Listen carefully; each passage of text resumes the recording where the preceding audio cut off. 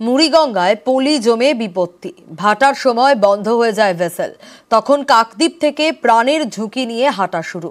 মাঝ নদী থেকে যন্ত্রচালিত নৌকায় সাগরের কচুবেড়িয়ায় প্রতিদিন ভোগান্তির এক শেষ, নাজেহাল পুণ্যার্থীরাও।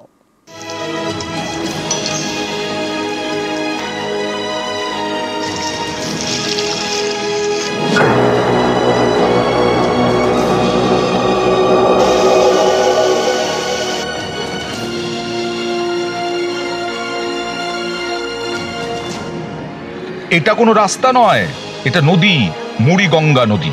ভাটার সময় প্রতিদিন এভাবেই হাঁটতে হয় নদীতে, প্রাণের ঝুঁকি নিয়ে।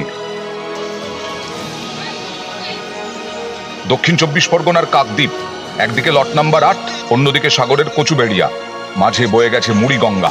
পারাপারের জন্য ভরসা ভেসেল, সেটাও সব সময় চলে না, কারণ মুড়িগঙ্গায় জমেছে পলি। ভাটার সময় কাকদ্বীপের দিকে পলিতে আটকে যায় ভেসেল। 5 থেকে 6 ঘন্টা পরিষেবা বন্ধ হয়ে যায়। তখন নদীর বুকে হাঁটা শুরু। কোথাও কোথাও পলি এতটাই বেশি যে ডুবে যায় পা। প্রায় 1 কিলোমিটার হেঁটে মাঝ মুড়িগঙ্গা, কোমর সমান জলে যন্ত্রচালিত নৌকায় ওঠেন যাত্রীরা। সেখান থেকে সাগরের কচুবেড়িয়া। এভাবেই প্রতিদিন প্রাণের ঝুঁকি নিয়ে চলছে যাতায়াত। এতে দুর্ভোগের এক শেষ। অর্ধেকটার কাছাকাছি আমাদের চর মতো হয়ে গেছে, যেখান দিয়ে ভ্যাসেল ঢুকবে আমাদের সেই জায়গাটাই টোটালটাই বন্ধ হয়ে আছে। আমাদের প্রায় 1 কিলোমিটার মতো একটা ওই চর যতটা পড়ে আছে সেখান থেকে কিছুটা জলে নেমে 1 হাঁটু কাদা ঘেঁটে, সবাই কাদা ঘেঁটে আসছে, আবার কাদা ঘেঁটে গিয়ে 1 হাঁটু 1 কোমর জলে নেমে তারপরে আমাদের ওই ট্রলার যেটা নৌকা বলে ওটাতে করে পারাপার করতে হয়। জানুয়ারির শুরুতে সাগর মেলা, এখন নভেম্বরের মাঝামাঝি। বাতাসে শীতের আমেজ, সাগরে পুণ্যার্থীদের যাতায়াত বাড়ছে, কিন্তু ভাটার সময় নদী পারাপার করতেই তাঁরা নাজেহাল। কিছু অভিজ্ঞতা হলো যে কাদা কি জিনিস, ভেবেছিলেন এইভাবে হেঁটে? না, কোনোদিন ভাবিনি।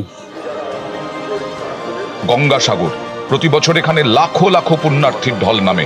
গঙ্গাসাগরে পৌঁছতে মুড়িগঙ্গা নদী পেরোতে হয়, ভরসা ভেসেল, কিন্তু বাধা পলি। তাই প্রতি বছর মেলা শুরুর আগে মুড়িগঙ্গায় ড্রেজিং করে প্রশাসন। সেই কাজও শুরু হয়েছে। আমাদের কাজ হচ্ছে ড্রেজিংটা করা। আমরা নিয়ম মেনে টেন্ডারিং করে সিলেকশন করে ড্রেজিং শুরু হয়ে গেছে, কয়েকদিন হলো। যখন ড্রেজিংটা কমপ্লিট হয়ে যাবে তখন দেখবেন এই সমস্যাটা থাকবে না। প্রশাসনের তরফ থেকে কয়েকটি মাটি কাটার ড্রেজারও কিন্তু লাগানো হয়েছে এবং সেগুলো কিন্তু কাজ করছে। এবং গঙ্গাসাগর মেলা এলে পরে সাগরদ্বীপবাসীর এই যে সমস্যাটা কিন্তু চরম পর্যায়ে পৌঁছায়। সাগরদ্বীপবাসীর মানুষ চাইছে একটি ব্রিজ হোক, একদম স্থায়ী সমাধান চাইছে সাগরদ্বীপবাসী। গঙ্গাসাগর থেকে বিশ্বজিৎ হালদার, নিউজ 18 বাংলা।